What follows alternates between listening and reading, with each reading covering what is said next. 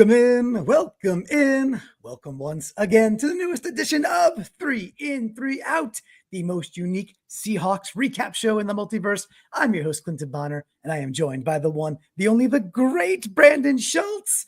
And Brandon, the cocky Cardinals came to town, and we smacked them down, winning by 10. I loved the recap with Adam last night. I'm still flying high. I'm on vacation. It's Thanksgiving week. I'm feeling good, buddy. How you feeling about you and our Seahawks? I am feeling great. Yeah, it's weird. After that game, I didn't sense any Cardinals fans in chat. They seemed so confident going into that game, but alas, they didn't want to show up and face the music afterward. Very, very strange. Yeah, there was one asshat out on Twitter, which is not bad for Twitter. And it was a dude, and he's like, because I was like, you guys came to town and basically got embarrassed. He got waxed by us.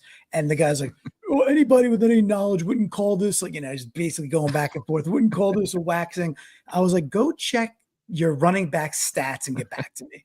When you put up 7 rushes for 8 yards, and then he's going on, well, that freed up McBride. But to what end? Yeah. To what end? 2 field goals, right? I mean, I loved our defensive performance, Brandon, stacking 12 quarters in a row, basically. Let's not talk about the overtime, but the 12 quarters in a row now, Brandon. I don't know. I titled this whole thing, Are we for real? Are these Seahawks for real? I think that's the biggest question out of the gate, and we'll get into some nooks and crannies, but bigger picture, are we for real, Brandon? We are for real in terms of where we stand within the division. Is the team for real when it comes to being competitive with other teams and other divisions for potentially playoff position? That remains to be seen, and we still have a couple division games left too. But I feel like the more time this coaching staff has together, the more time they're able to work through some things. And so with the bye week, now the defense is fixed. Now maybe we can start working on the offense. And like the snail is saying in chat, on defense, yes. On offense, no. I think the more critical piece was getting the defense right, especially for our defensive coach, Mike McDonald. And now, listening to him talk on the coach's show on 710 CL Sports, I think that the focus it started to shift toward the offense. And based on his comments and based on some of the stuff that I started to see late in the game, I am optimistic.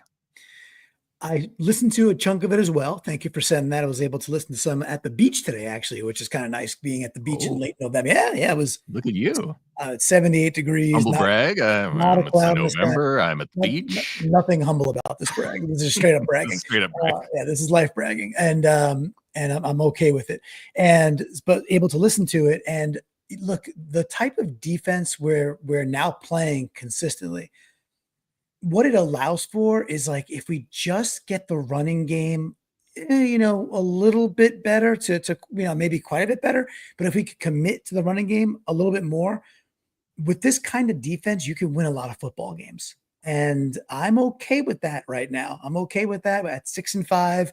I'm very the opposite of disheartened. So I guess fully heartened there, Brandon, that we can make a good run at this. And I'm not the hyperbolic Super Bowl run. Who cares? I always think if you get in, anything can happen. It's any given Sunday type thing. But I think we have a legit shot to make a very legit run at not only winning the West, but being a team that folks look at and go, no thanks. They don't want to play us, because I think it's going to be a pretty dangerous team if we can get in. That's how I'm feeling, bud. And I don't know if they need to necessarily commit to it more. I think that they need to execute better in the times that they are using it. And it seemed to shift for me, the way they were using it early to the way they were using it late. Now, ideally, they would have committed to it more toward the end of the game, like how Mark Sanchez was talking about, and like many fans are thinking, like, you're up by 2 scores. This is when you should be committed to it. Right. And I don't know. I think part of the problem is they're not quite comfortable with some of those bread and butter running plays that we started to see them use in this game, and almost you saw him use it too much. Well, maybe not too much. You could see the repetitive, the ones that they want to be a big component of the offense, that I think. And I think they just need more time within it to execute it better. Partial execution, I think timing is a lot of it. And then predictability, which you and Adam talked a lot about the week leading up to this game, with when under center, we run, when in shotgun, we do these things. Just tendencies have been really predictable, which is, you don't want to be predictable in the NFL. And if you make yourself predictable, well, then, shame on you type thing. But we're going to call out, I'll have a specific timestamp later where when you said it's maybe not about commitment, I have a specific rebuttal with a timestamp later being like, this is what I mean. Like, this is the moment, this is the time, and we can get into that for sure. And Brandon, I know we got to get into a couple of different things here. First and foremost, I am the PNW PropStar champion. And of course, I head out to mybookie.ag. Can you tell the folks what's going on this week for Thanksgiving? What do we got with our good partners at MyBookie? Yeah, you got to use the promo code HAWKRA, HAWKRA, and they are doing a special Thanksgiving week promo. They're doing a Telegram prize pool contest. It kicks off this week, starting today on Monday. Nice. And the pool starts at 15,000. It grows by 5,000 for every 1,000 new subscribers. And all you have to do is join their Telegram channel by December 1st to lock in your share of that.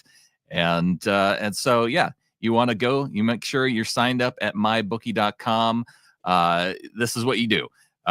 This Thanksgiving, you load up your plate, you grab your phone, you're locking your picks, and MyBookie's giving you risk-free football action, a shot at that growing prize pool. And if you're new to the family, they'll double your deposit with that promo code HAWKRA. Nice. Cannot argue with that. And Brandon, I'm on vacation, so I didn't even bring the sticky note. I know there's a rule. I am completely just sun-baked and drenched, and it was even in the ocean today. It was so nice.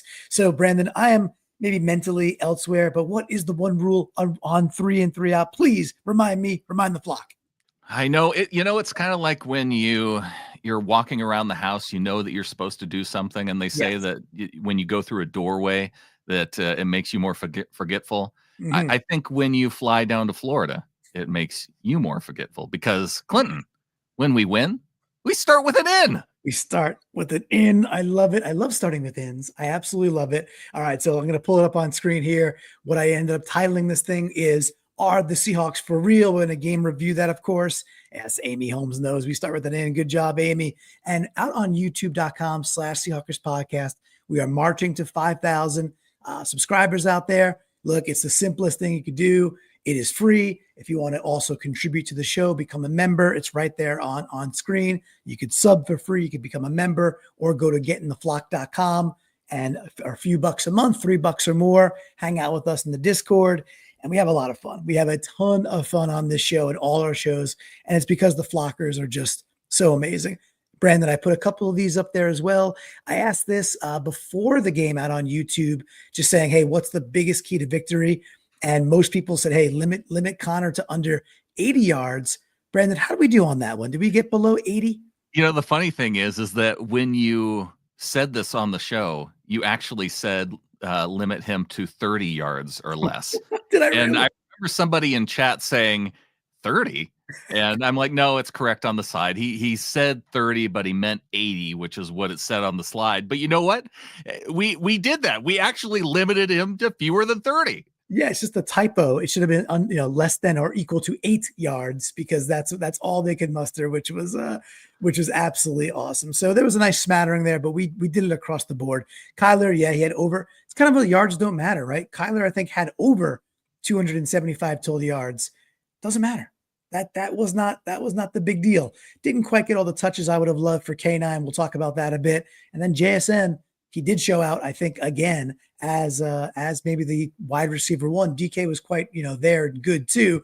And then I asked this post game, kind of wanted to take the flavor. Maybe about an hour after you and Adam finished, I put this back out on YouTube. Simple question: who is the Seahawks wide receiver one? You can see on screen here. about 60%, 57% saying it's DK, but a good chunk, and I can guarantee you a larger chunk than 3 weeks ago, 43% now saying it's JSN. So just wondering, Brandon, do you have an opinion is there a definite 1A type thing or just 1-2? Does it matter to you? How are you feeling about that duet at this point? I know why there's people who would put JSN, just because if you look at it purely as a volume thing, then you would probably be selecting JSN. And that's who I would think is in that 43%. But DK really is the number one wide receiver. If he's the one who is commanding the double teams and tilting the field for the Seahawks offense. So if you were to take DK off the field, and have JSN as the true number one, he would be, I think, significantly more limited. And that's okay. It's just that DK is a big part of this offense still. He absolutely is. I do believe that Grubb is flipping the script on purpose, and meaning he's passing the ball more to JSN now with more first reads, and I think it's a consequence of a lot of different things. There was a play in this game too where we've got DK on a double move, or Geno has DK on a double move down the right hand side. He gets like a 3-yard separation, but Cross gives up. Cross crumbles, and Geno's got a guy in his lap. So it's like the deeper developing things, we can't buy time right now. Literally, we can't. We just can't manifest the time for Geno to hit the deeper stuff. So like what's available, in my opinion, just goes more towards JSN, which maybe temporarily inverts the relationship. But I think JSN is the wide receiver one right now in the last couple of weeks. But that can change. But they need to pass protect better. But we'll get into all that too. It's not going to be a very traditional 3 in 3 out, by the way, for folks that know the show quite well. I am down here in Florida, so not able to put together video and all that jazz. But we did win. We are starting with an in. I do have 6 of them. We'll go through them quickly, and we of course are going to have a Brandon, and of course we're going to have from the flock. So Brandon, I know you got the whammy rocking and rolling. Let's do that. Let's get to our first in.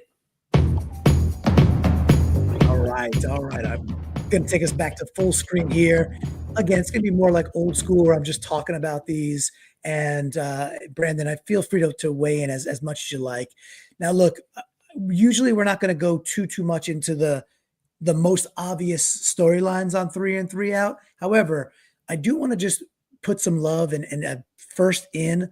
It's not just that Leo Williams had the game that he had. He had his game is just the clowny game from 2019, right? Completely disruptive, 2.5 or 3 sacks, depending on how you count your sacks. Just putting Evan Brown on skates all day long, delightfully. But it started like the first snap. So I want to give the early in is that first series, Brandon, Leo Williams not only shows up, but like he's one of the reasons Mafe gets his sack, and he's disruptive a play or two before that sack as well. From the jump, Leo Williams was the best player on the field yesterday, and want to give him some love and give you a chance to talk about the guy. Yeah, in terms of setting the tone right from the jump, he goes out there and he wreaks havoc from start to finish. Finishes the day with 7 total pressures. He has the 2 sacks, and you have, in terms of PFF grades, he did finish with an 87, which was best on the team. And him and Jonathan Hankins up front, 2 of the biggest guys there. Yeah, really great to see from Leonard Williams. Did you see some of the replays of him just sledding Evan Brown? Have you had a chance to go back and watch any of those plays? I saw some of them live. Right. Yeah. They were really fun. So, Baldinger's doing some breakdowns. There's just a good amount of stuff out there. And you could literally go to the first series for folks that want to go rewatch or just haven't yet and just start pressing play. And then all game long, it was just exceptional defensive tackle play. And then they were doing some things too where they would move him outside for a bit, right? So take him from over the center, the A gap, put him in the B, move him out wide. Super versatile. What a game. But there's like 2 or 3 times where he moves Evan Brown literally 4 yards backwards within like a second and a half. It's insane levels of owning a dude. And I don't know, Brandon, I'm feeling kind of trolly because all I heard all week long was that this is a really good offensive line and they were going to be able to do whatever they wanted against us. And lo and behold, it was literally the exact opposite. We made them look dumb. Yeah, Leo had other plans. Exactly right. All right, let's hit it out. Let's get that whammy. Let's go. All right. Hey, Clinton, you may need to either move your mic closer or turn down your speakers. I'm hearing myself a little bit. Okay, that's fair enough. Let me see if I could turn down my speakers. All right. How about if I keep this here and turn down my speakers? How's that for you? All right. We'll see how it goes the next time I'm rambly. Okay. All right. Sounds good. All right. So we are now looking at our first in, and there we go. Let me bring it up over here. Okay. So Q2, good little timestamp here. It's 3:12 to go in the second quarter. It's 3-0 Cardinals, and Seattle's at the 50-yard line. It's 1st and 10. We're in 21 personnel. And look, Brandon, the one thing I could not stomach, and we all had to watch it, was watching LJ Collier blow by our dudes. And in this case, like, I'm a UConn guy. I take a lot of pride in like loving the fact that I went to UConn, and it's been incredible at, just back-to-back years. It's just 20 years now of great athletics, and the football team's, up and coming, but not quite there. Just lost to Syracuse by a few points this week. But Haynes I was really very, very hopeful that we got a steal with Haynes in the third round, when everybody and their mother's saying, well, he was an absolute second rounder and he might have even been a first rounder. On that play at that timestamp, it's one of the worst looks I've seen in a long time, Brandon. It's an absolute, like, Collier's not exactly fleet of foot, and he just olays him with such ease. Haynes doesn't even get like a whisker on him, Brandon. And then Collier is just in the backfield in a heartbeat. Such a bad look. Bradford goes down. We think it's any update. It looked pretty serious, right? The cart did come out. It's an ankle injury. It sounds like he's likely going to miss this week. They're talking about Laumea potentially competing for that spot along with Haynes. Okay. And that's what I was going to rotate the question over to, because the play is the play. The play is an absolute whiff job, and we've seen far too much of that from Haynes. With the question I want to ask is, McDonald's has been clearly okay with making changes when things are not good enough. He's kind of laid the law down. So what do you think happens this week? Is it just strictly competition? Do you think it's even overweight, going to somebody else over Haynes, or like give Haynes a shot at starting? What do you think? I don't know if I think you want to push Haynes a little bit. I was more concerned about Tomlinson on the other side, really, than I was Haynes in this game. You pointed out the play that you were dissatisfied, but Tomlinson, gosh, you go back and he was the worst lineman on the team on Sunday against the Cardinals. So is that how it played out too with PFF? I know it's not gospel, but there was some really poor play by Tomlinson, also just not getting to places in time. But what the stats say about it? Based on my watch, Tomlinson was the worst, and I even said in our Discord that if he graded out above 20, then I feel like that would be a high, and he did grade out higher than 20. He got a 43, which was good for last on the Seahawks offense. Yikes, a 43. Yeah, he was poor. He was very poor too. So I'm just hopeful. Like, don't worry too much about LJ Collier. It's not like he had an amazing day either. We did see him get in the backfield like a couple times. A part of that, though, I feel like was more due to coverage downfield than due to any skill or prowess by LJ Collier in this game. And he had a couple of missed tackles that he's still not a starting caliber defensive lineman. And so that's why partially why you're probably upset, but also don't think that the Cardinals are getting any kind of significant play out of LJ Collier this year. Okay, you like often you've made me feel better about that for sure. I think you're right. By the way, some of them were just coverage sacks, and I don't think it's, oh, the Cardinals are amazing covering good wide receivers. I think it's sometimes we're like just all outs or all it's kind of simplistic stuff we're seeing from Grubb when we don't have that, I don't know, that kick out to JSN or a dump off that can go to Barner or K9 can escape, right? So and get and pick up some easy yards with a dump off.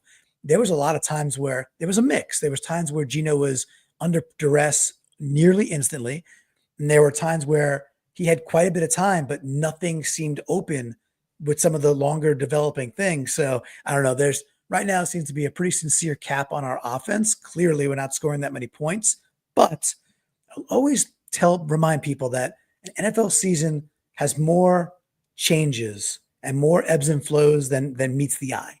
We've seen it now this year quite a bit, mostly defensively, but there's still time to change this quite a bit and get in a groove and into a playoff push where both things are actually firing together. It's a possible outcome. And if that happens, we're a dangerous team. So, all right, let's get to some more ins, Brandon. Let's hit the whammy. I got some more for you.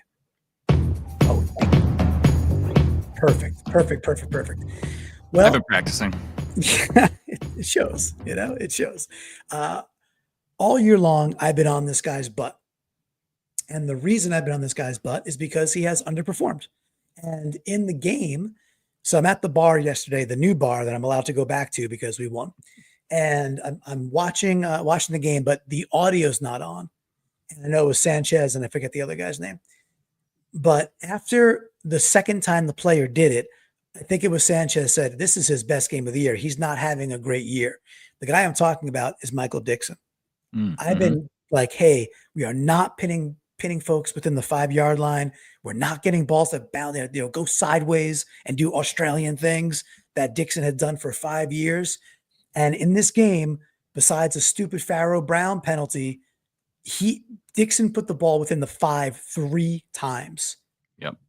That was all pro Michael Dixon. Now you got to do that for, let's say, 10, 12 games to be an all pro or more. This is the first game this year, but what a difference it makes when a team is starting at the freaking 3-yard line, the pressure you could put on them. And I want to hat tip. I watched that a lot. I think it makes a bigger difference than maybe most people do. And our all pro punter showed up for the first time this year. And again, it is not too late for him to go on a run and for him to help us steal a game or two where we shouldn't have won. But his punting makes the difference. So I'm fired up to have him back. That is all pro Michael Dixon, our Aussie. How you feeling? I'm glad you called him out because it was not something that we really discussed post game. But as I watched back, as I thought about it, and I remember recognizing it during the game too, that he was dialed in, and he had one that went out of bounds, even that it made it unreturnable. And he's only had 2 games this season where this was just his second game where there was no return on punts. So good job by him, and a good job helping with field position. Well, to your point too, even one that didn't bounce out of bounds, like at the 3 or the 5, there was one where he was kicking from like his own 15 or something like that, or his own 20, like where his feet were, or whatever. Maybe I'm being a little, maybe I'm exaggerating a little bit. Yeah. But he corners it in such a way that the punt returner is catching it like while going out of bounds. So also 0, like right at the 20-yard line. It's like a 58-yard punt with absolutely 0 return because 1 foot's out of bounds when he's catching it. It's perfection. The dude had a perfect day, and it made such a difference. Now, if you don't think special teams matter, just ask the Commanders because they may have blown their entire season because they couldn't get their special teams right the entire day, right. which is what it is. It's a huge part of the game. So I'm so happy he's back. All right. I'm not happy about going back to an out, but we got to do what we got to do. Brandon, do the thing. Okay. I'll be quick with this one. You mentioned them earlier. This is earlier in the game. Q1, 9:40 to go, 2nd and 5, and we're at Arizona's 48-yard line. Man, oh man, do we break down? We used to call this, Brandon, if you remember, what did I call it? Man, it was like the doldrums. I forget what I named it. Something like between the 40 to the 25, like Yeah. when we're driving. It was like the dead zone. I think that might have been it instead of the red zone. I think I called it the dead zone. Well, the dead zone's really back for us this year, and we stall out midfield, we stall out on these stupid third down plays. This is a 2nd and 5, but this one we had a nice 5-yard run from K9 on first down. It's like, okay, cool. Then they put in Sharps. All right, not Sharps' fault per se.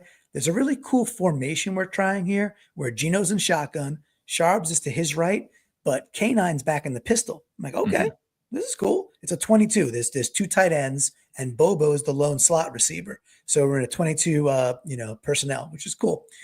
Arizona runs a little like a run blitz with their middle linebacker, Mac Wilson Sr. And which is what you would do when you see that, because it's a very obvious run formation. Right. And especially with us, right? Like we are so overly telling what we're doing. Now, you make that point, and I'll say quickly, hopefully you put it on film so that next time you could play action and boot and get some real free yards with a linebacker blitzing. I hope Grubb has that long-term vision.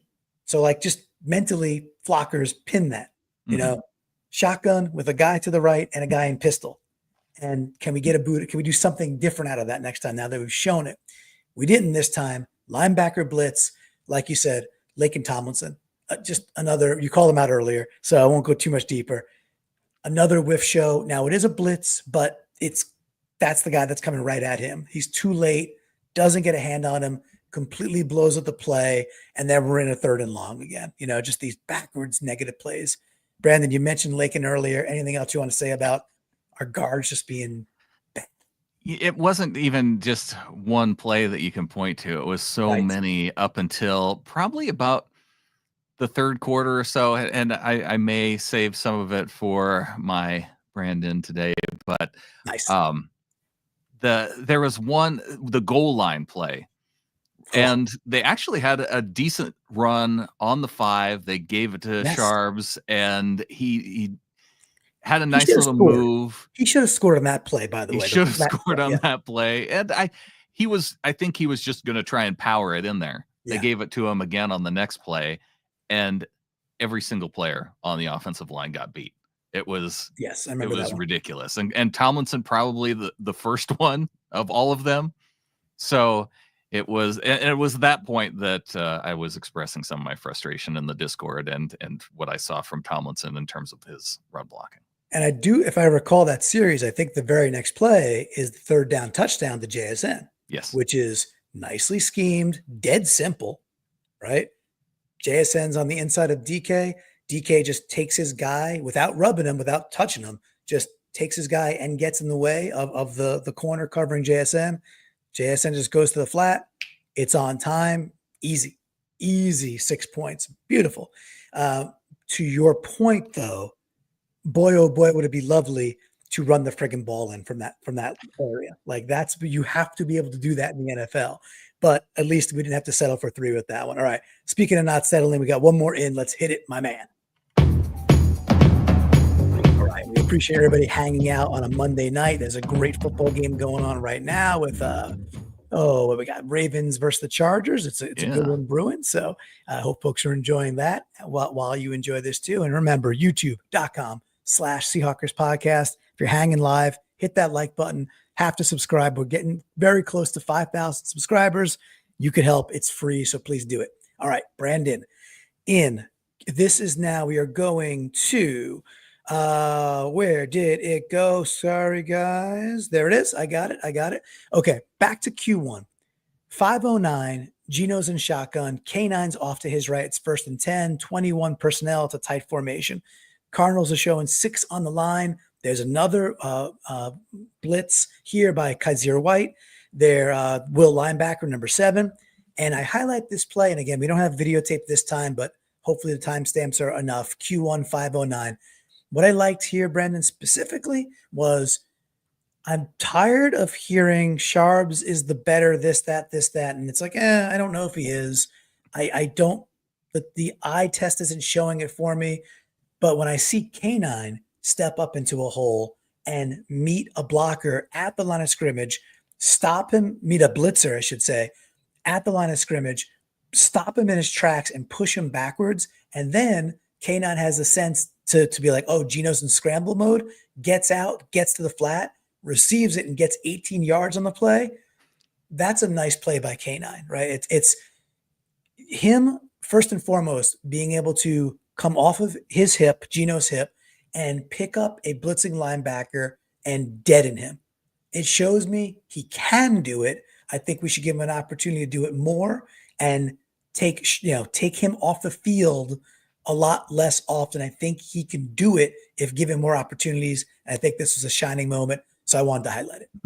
Yeah, and you forgot to highlight the moment where he absolutely hurdles a dude on his way down the sideline. So that was this play. I believe it was. So was it not? I don't think so. I think, and the reason I think that is I think on this play, I think he goes out of bounds on his own will. Yeah, after he hurdles a dude. Oh, maybe it is. Okay, this may be the same. It may or may not be, but I do. Yeah. It was if there were two plays like this, it was very similar where he hits the blitzer, Geno scrambles, dumps it off to him, and he picks up big yards. But nice. Yeah, in terms of PFF grades on the day, what do you know? It is Kenneth Walker III, who is the highest graded offensive player, followed by Jackson Smith-Njigba and Geno Smith. So a great day overall for our man K9. Yeah, and the stats are not going to scream at you. But what do you expect? And I said to you and Adam last night, I was able to come home and then help produce the live show last night. And we hopped on a little bit afterwards, and I was sharing with you and Adam. I was like, look, I was sitting at the bar with a Commanders fan, and the Commanders fan, it was just so upset about their loss. And he's watching the game with me. And his two observations were, he's like, geez, do you guys even give Geno a chance? Like, put away the bad interception. That's a bad interception. You just can't do it. But he's just watching it being like, do you guys ever give Geno a second to do anything? Like where he doesn't have to be like, a magic man. So that was number one. And the second observation, he was just like, man, he's like Kenneth Walker. And he knows him. He's an NFL fan, my friend, but he's not watching the Seahawks week in, week out. He's just like, dude, does he have to work this hard to get back to the line of scrimmage like all the time? And he recognized, Brandon, that, most guys are being tackled for a loss and K9's getting back to, par or getting 2 to 3 yards or running through contact and hurdling dudes downfield. A very, very special talent. Adam texted us, or maybe it was in the Discord yesterday, and said something like, oh, who was he saying? It was the Philadelphia game. He goes, imagine K9 getting blocking like the Eagles give Saquon. So what do you think that would look like, dude? I think it would look Saquon-ish. And but I go back to part of it, he could get some more blocking. I just wanted to point out too, though, in your survey, it was Kenneth Walker 20 touches. And he did get 16 attempts on the ground. He did get 4 receptions. Ooh, K9 got his 20 touches. Wow. How well, I must say how prophetic, right? That's interesting. Now, there was one extra touch where he almost touched it to the opposition. That was not so great, but that might be the one negative play. Yeah, well, that was a bad pass, right? I don't think that was on him. All right, well, that's cool. All right. Well, speaking of one negative, we got one left. The cross we bear is when we start with an in, which we do, we end with an out. But we got something sneaky right after that. But let's get to that last out. Let's do it. All right. So I said earlier, a bit in the preamble, that I'm going to challenge something you had said, because I came out and said, look, I think it's also partially commitment to the run. Mm-hmm. And you're like, well, it might be part commitment, but it's certainly execution also, right? That there's this balance. And you just said the numbers, K9 getting 16 rushing attempts.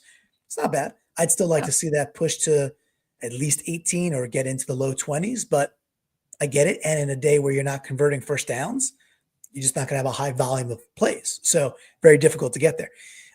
With that, this one play, again, folks, I hope you can go back and watch it because I just couldn't get the video, but this is a really important one. So it is Q3, 12:17 to go. Seattle's up 7-3 on the scoreboard.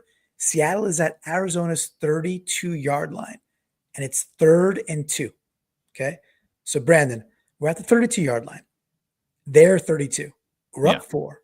It's 3rd and 2. What should we be doing with the football on 3rd and 2 at the 32-yard line? What should we do? Yeah, ideally on that side of the field, 3rd and 2, that feels like, well, and we saw at one point in the game where it was 3rd and 4, and Geno checked out of a pass into a run, and it ended up being a successful Charbonnet run on 3rd down that picked up a 1st down, and in that position to where you go, well, if he gets 2 yards, then you're in that area where you would consider going for it. In this case, you would at least be in position for kicking a field goal. So, when it's 3rd and 2 from the opponent's 32-yard line, the answer, as you alluded to correctly, is you run the freaking ball. Because number one, you might just get it. I know we haven't run the ball that successfully. However, if you want to be a team that controls clock and runs the ball and takes away souls, you run the ball on 3rd and 2. And if you get a yard or you're a yard or two short, you have a choice. You could kick a 49-yard field goal at that point, or a 47, 40, whatever it is, 48, or you could line back up and run another play. And if you have a set of ball, you run the ball again. Maybe you try something different, but you run the ball again. And you go get 2 freaking yards. Now, I know we've had successive weeks where it was 3rd and 1, 4th and 1 with the Rams game, and then the game after where we failed on a 3rd and 1 and 4th and 1. I understand that. But at that point in that part of the game, up 4 with momentum, their side of the field, that is the exact time you immediately go, this is 4 down territory. We're running the ball. And if we don't get it, we're probably going to go for it on 4th down. And instead, we we go to 11 personnel, Barner's in the block with K9 off of Geno's hip on shotgun. Cross gets beat. Cross did not have a very good game. Cross gets beat. Strip sack. Geno falls on it like 12 yards deep. We have to punt the ball. It's an amazing punt. Fowler Brown, stupid penalty. Ball's at the 18-yard line. Horrible sequence. Horrible. Worst of the game. And that's the ceiling we have to break through. Like, circle that scenario.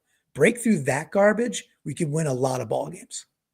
Yeah, and I think part of it too is you don't necessarily even have to do the predictable thing in that scenario, which is line up like you are running. I think that's one of the reasons why it was so successful on that 3rd and 4 is because it was spread out.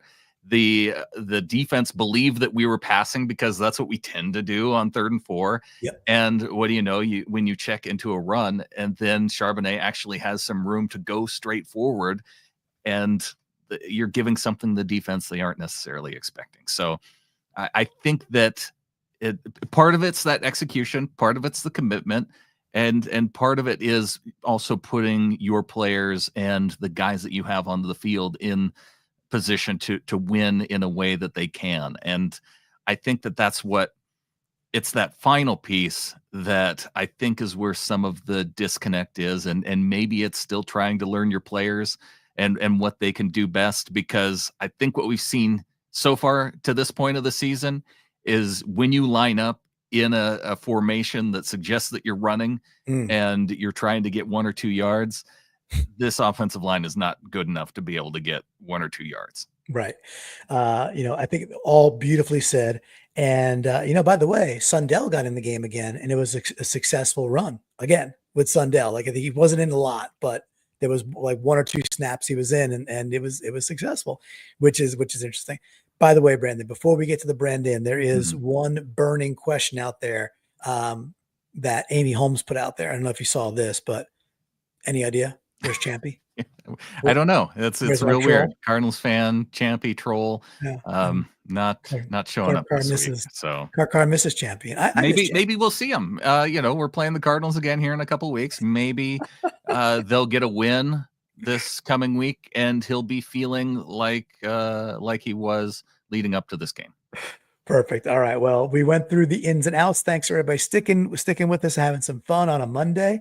A bit of an audible, but we're always having fun doing this. But I do want to bring this back up there, Brandon, because it's always so fun to look at.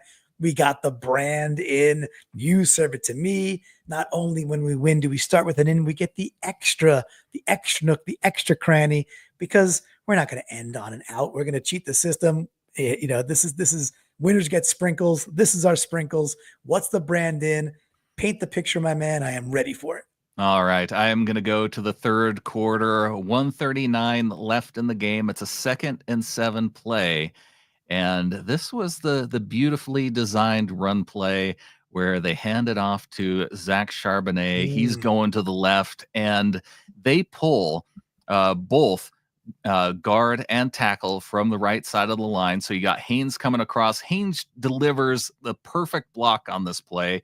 Yes. You got Abe Lucas who comes across, and he is like the conductor of the train, and he is looking for multiple guys to maul and put on the ground. And so I'm giving my brand in to Abe Lucas for lead blocking on this play. But really, Abe can share in the glory, because every single offensive lineman, every single receiver on this play is doing exactly what they need to do to execute this run and give Charbonnet just a beautiful lane and a wide open hole to run in. I think they tried this similar play early on in the game with K9, and it was sometime in the first quarter. Cross, he slips a little bit, and so Kenneth Walker ends up bouncing it out to the right. And if the unfortunate thing is that Cross slips, but then he makes like this miraculous recovery, and that same lane would have been there for K9 if he would have been a little bit patient. But I can understand, like, he's like, oh, Cross is getting beat here. He's going down. I need to find another way out. And so that's what I look at in these plays. They did run another similar designed run concept where they didn't pull the guards, but they brought in, I think they had their 2 tight ends coming across the formation, and then they left Budda Baker unblocked off the backside, and he was able to track down and figure this play out. But it's a really well-designed run, and when everybody was executing it, I wanted to point it out, because just to say that the guys on this team, they have the talent to do it. They just need to execute it. Yeah, no, it's a perfect one to crystallize and go a little bit deeper on. So that's great, dude. On the rewatch, there's a lot of negative run plays, or run plays where K9 saves them from being negative run plays. Like most average backs, loss of 2, loss of 3, he gets 1, he gets back to even. I felt there was also a higher volume of straight up successful run plays, just like 4 yards, 5 yards. K9 almost had that one that he almost broke down the right-hand side, gets a shoestring. He was gone if he gets by that one. The Charbonnet one you just talked about, another Charbonnet one down by the goal line before the second down one where he ran to the wall. To me, it felt like there was more volume of hits. Now, not consistent enough, for sure. But it was consistent toward the end of the game. And this is one of the things that I wanted to mention earlier, that why I think that maybe Sanchez was picking up on it, watching it from the broadcast booth.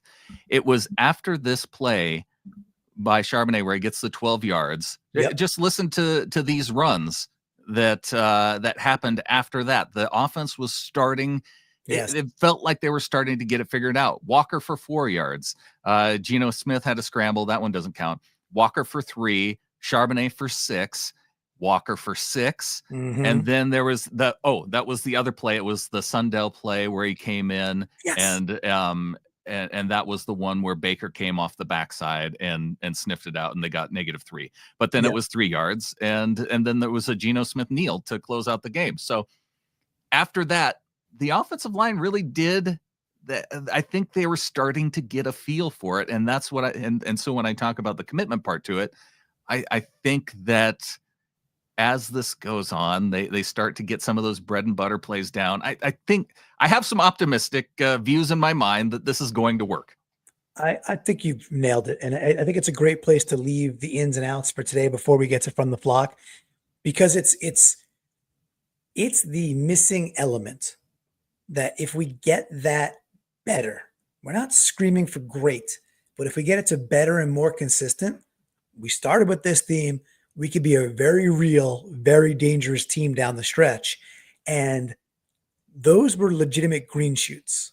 You just went through those plays being like, look, that was bloods in the water, put this team away type stuff, right? So it's it's almost there. It looks like it could rear its ugly head in a positive way. Now we get some opponents. Hey, we just beat the Cardinals. We get them in 2 weeks, and we have a Jets team that I wouldn't be overconfident with this Jets game. We should go win. They're not a very good team, but they are still a talented team. And if the Cardinals can get 5 sacks against us and cause a lot of disruption, we can't go into the Meadowlands and take the Jets lightly. There's way more talent on this Jets defense than on the Cardinals defense. That's what I'm saying. You're exactly picking up what I'm putting down. This is not a week to be like, oh, the Jets have been bad, so therefore they're going to just roll over and lose a game at home. It's not how the NFL works. It's just not, right? So with that, you can run on this team.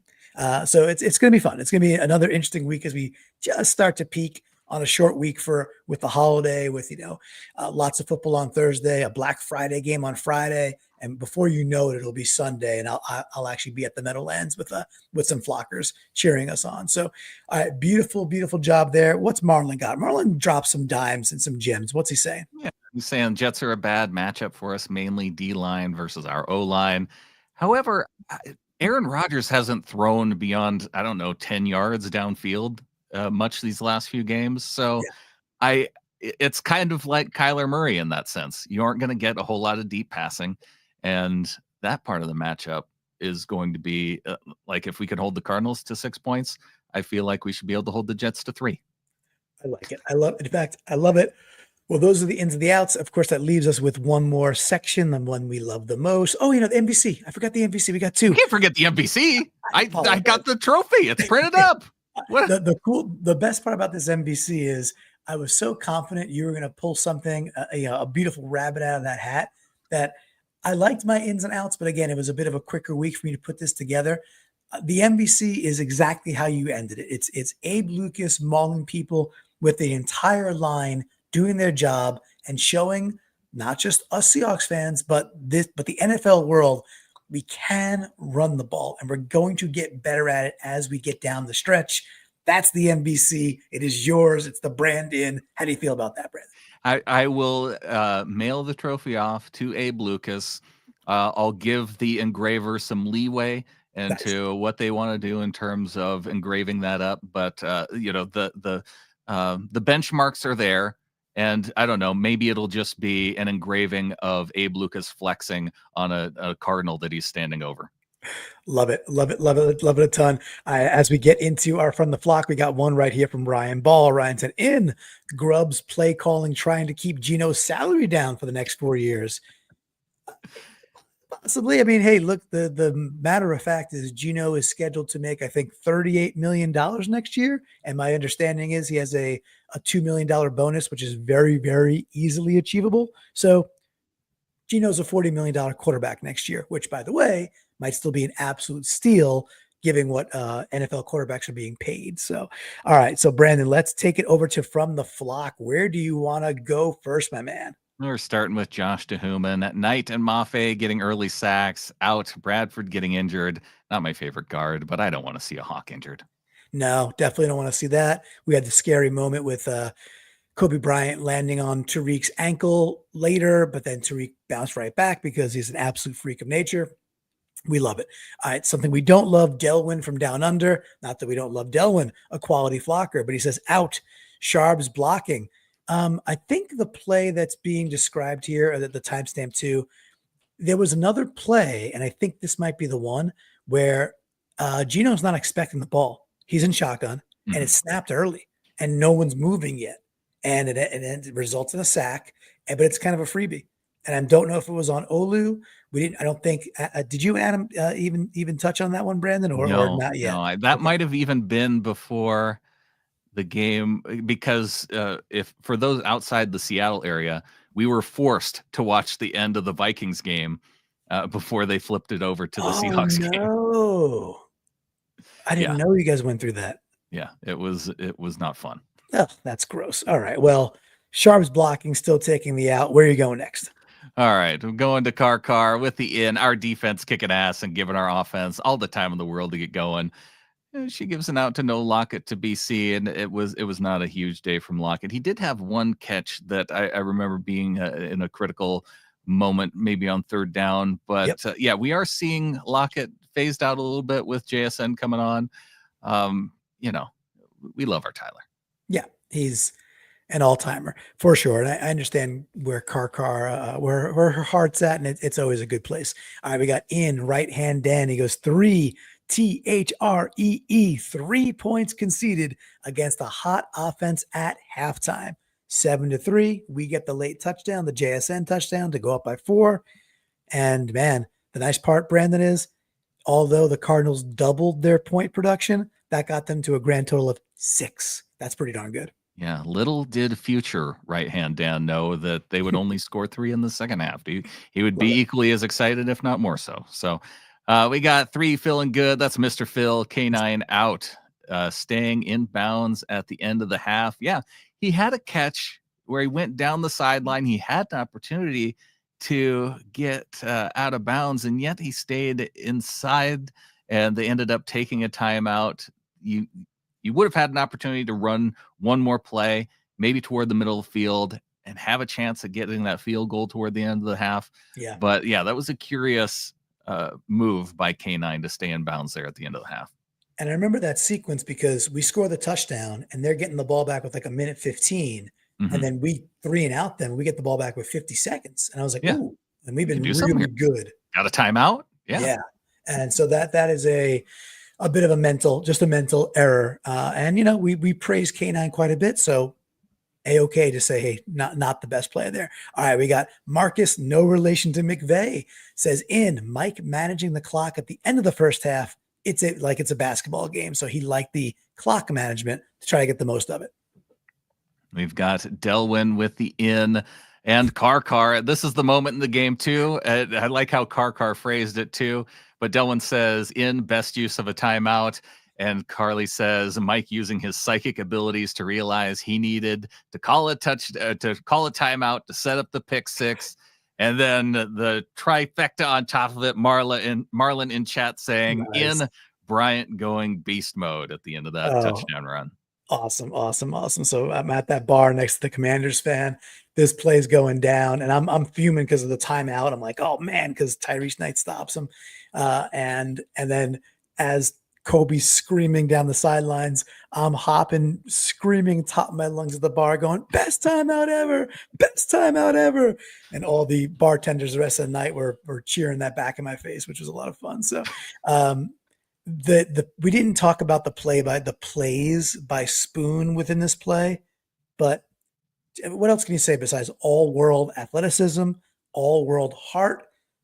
It's the dude's the entire package when it comes to what you want from like a legitimate all pro corner. Any love for Spoon? Well, we've got Frost in the Discord giving the in to Spoon's ability to change directions and contain Kyler, and that's what helped lead to that huge pick 6 for Kobe. So yeah, that it really was because one of the things we heard from Coach Mike after the game, he said on that play, it was Spoon that had flat responsibility. And so just with that little piece of information, you could tell that when he saw that Connor was going, Connor was the fake inside.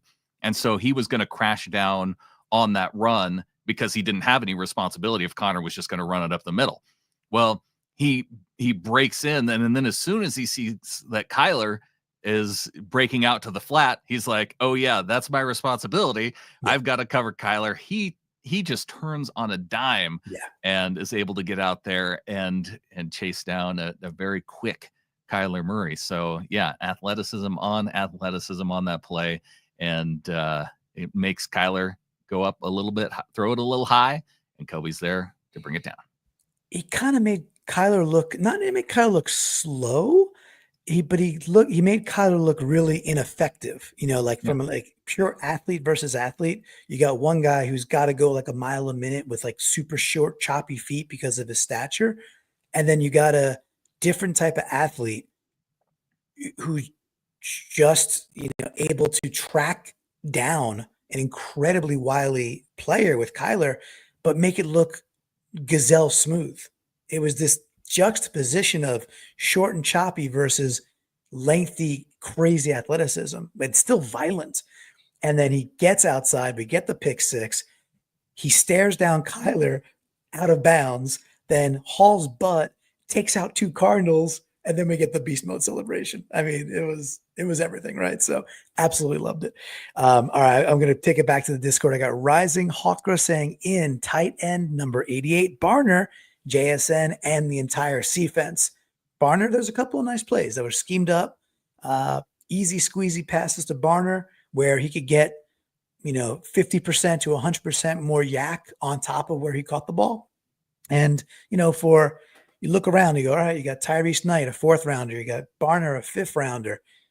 Man, maybe a little more love for JSN with Leo playing really well. JSN for John Schneider than maybe he's been getting lately, because this draft also looking pretty good for us, Brandon.